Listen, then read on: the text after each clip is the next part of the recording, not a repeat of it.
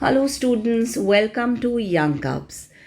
Today is the third lecture or part 3 of the endocrine system and adolescence.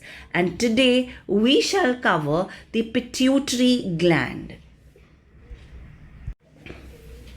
So, the pituitary gland. Let's read what all is there or what all do we need to know about the pituitary gland. First of all, pituitary gland is a pea-sized gland. Okay, if you check, okay, it says pituitary gland 1. So this is, where is 1? This is this entire thing. This entire thing is our pituitary gland.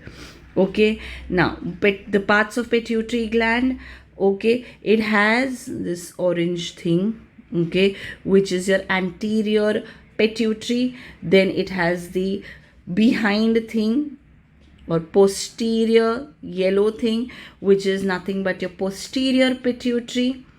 Okay, and then we have this thing, okay, the brown thing. See, the brown thing, which is known as the hypothalamus, is not a part of the pituitary gland. Hypothalamus is different, pituitary gland is different. So all in all, if I have to say, okay, the yellow and the orange, that is the 2 and the 3, this portion is the pituitary gland. Okay, and then we have it's attached to the hypothalamus because sometimes they work in coordination. Sometimes pituitary gland secretes or instructs other glands by themselves to secrete hormones, and sometimes the hypothalamus in combination, or hypothalamus instructs pituitary and then the pituitary does the job, things like that. So they work in coordination. However, the pituitary gland is called the master gland. So this pituitary gland, it can come in a fill in the blank dash is the master gland. So the pituitary gland is known as the master gland. Okay, now why is the pituitary gland known as the master gland? Okay, it's simply because it secretes several hormones that regulate the activity of the endocrine system.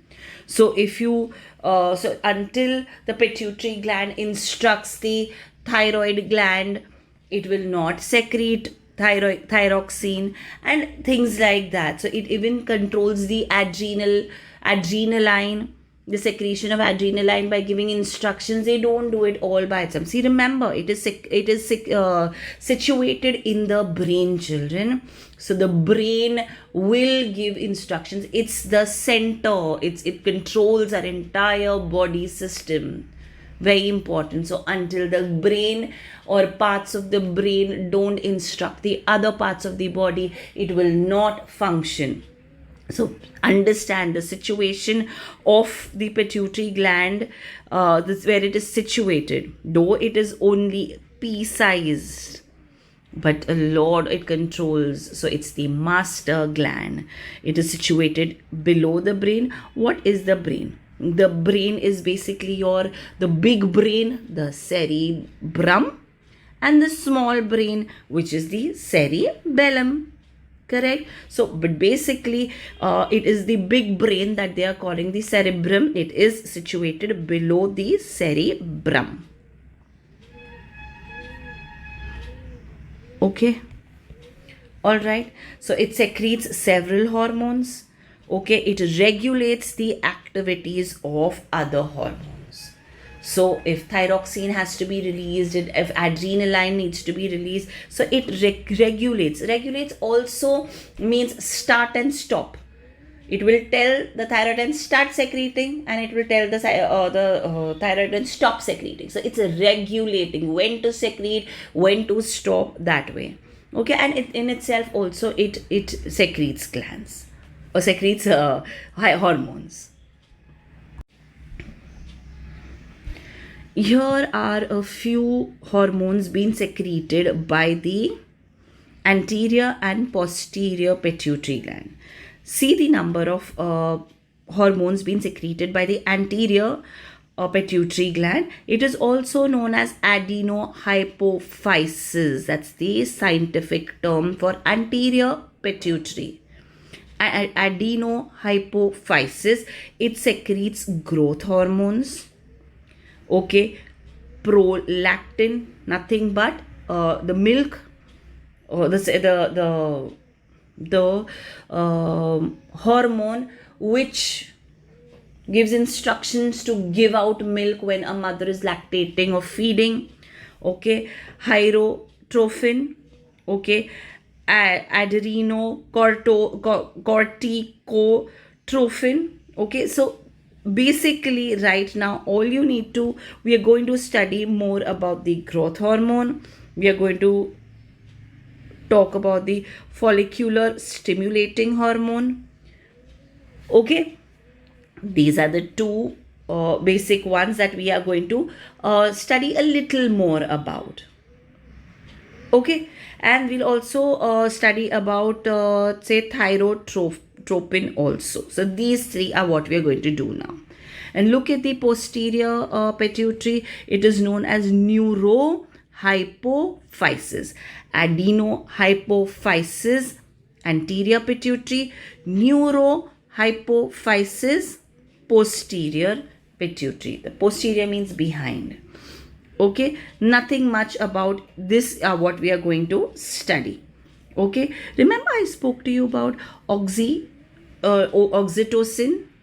Oxytocin, when released, gives labor pain to a woman when she is delivering a baby, okay.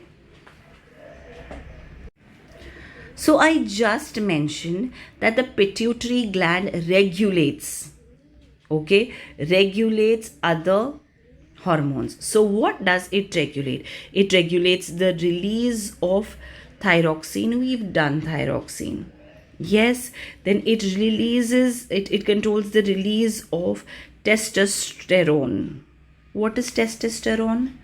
Okay, it is the hormone when released in male gonads, okay, or in male in the testes, okay. Then if it releases, it helps or regulates the release of testosterone in males. It will obviously, in females also, it will have to take up the job of releasing estrogen, okay.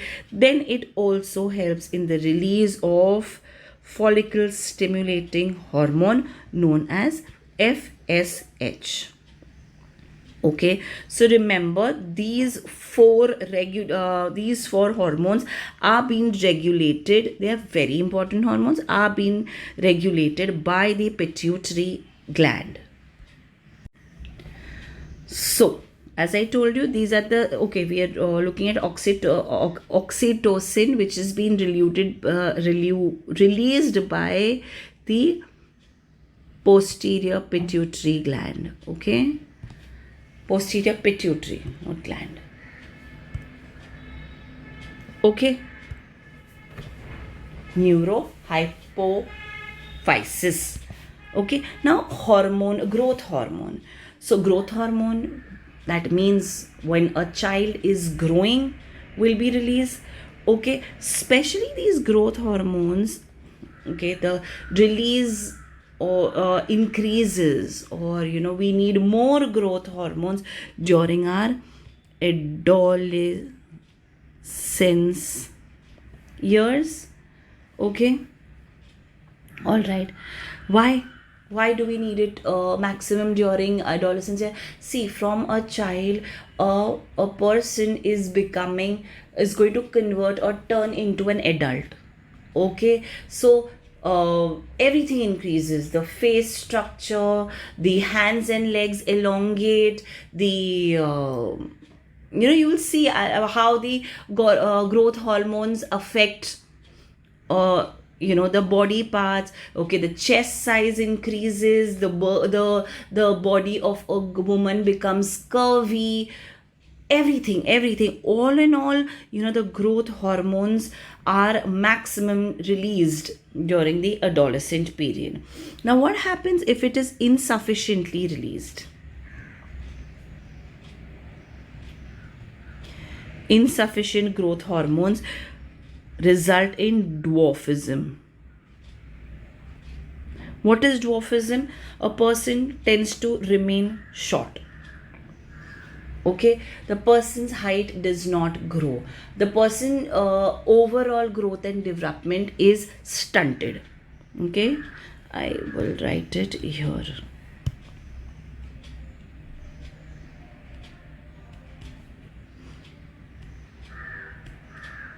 What happens if there is secretion, excess secretion of growth hormones? What happens? Gigantism.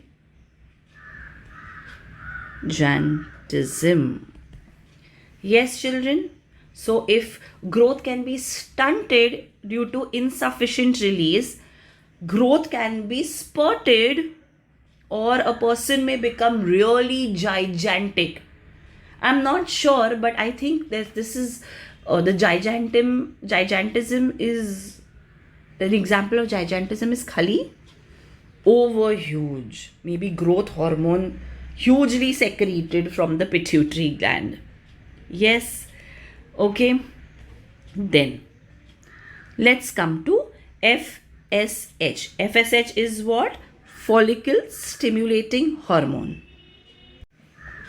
So FSH basically is nothing but a hormone which influences the production of sperm in men. So influences production of sperms, okay, in males. Yes, children. And influences the production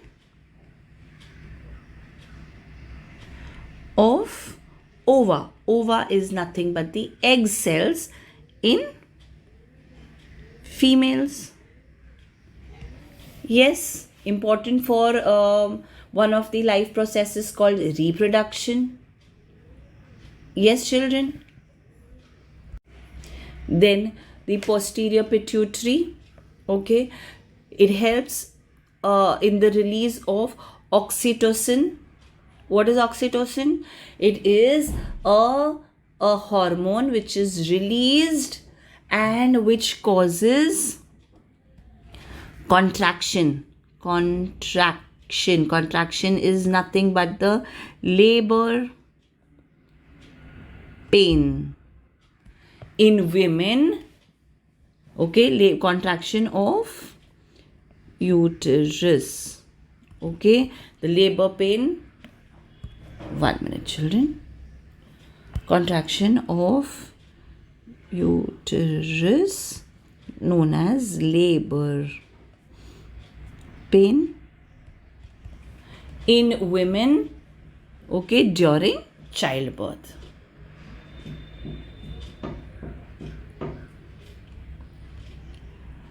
Yes, children, these are the main functions of the pituitary gland. Okay, there's another one, another hormone, okay, which stimulates the breast to produce, or which which stimulates the breast to produce milk. So there's one more which is known as prolactin.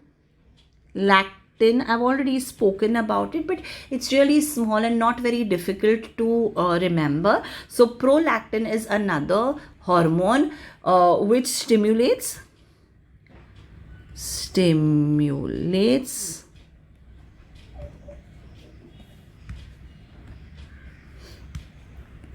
production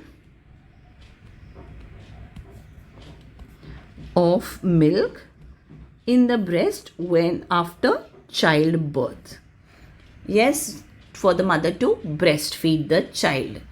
All right, children, so these are the you can say these are the four main functions of the pituitary gland: to release growth hormone, to release FSH, to release oxytocin, and to release prolactin. I'll quickly make a table of some of the main hormone producing glands and their secretions, okay, in the body. So here we go. We have a gland. Okay, we have the location of the gland. Okay, we have the hormone that the gland releases and the function. Okay. So here I have my first gland, which is the thyroid gland. Okay, where is it located, children? On either sides of the windpipe or trachea.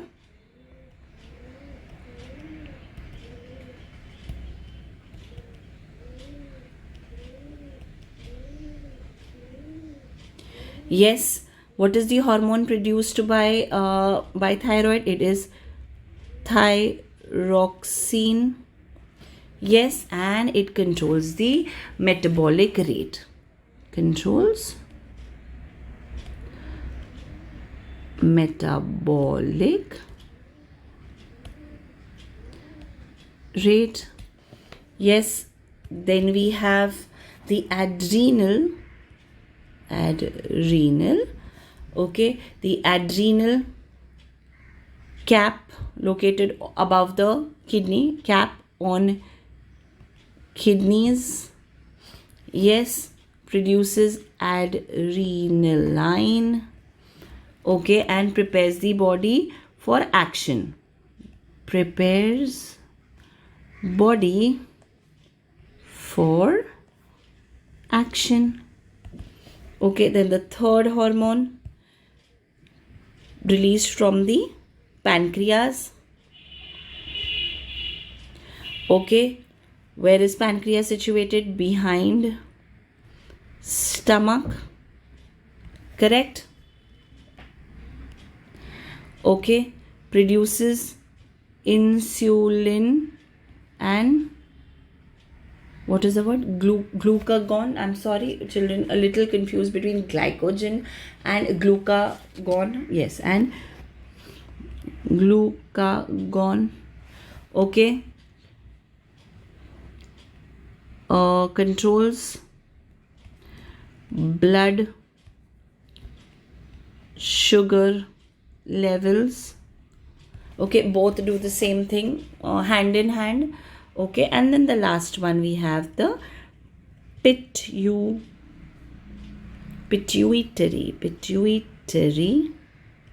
gland, situated below the brain. Yes, children. Okay, three hormones basically, or four. I will mention four. Okay, one is growth hormone. Can I write the short form? Growth hormone.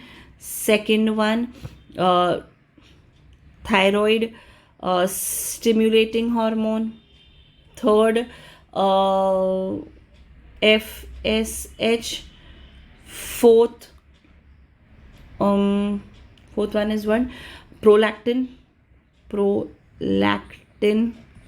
Yes, children, and all of them have different functions, so you can just mention it accordingly. Okay, I'll write it. Growth hormone speeds growth. Okay, stimulates the TSH stimulates release of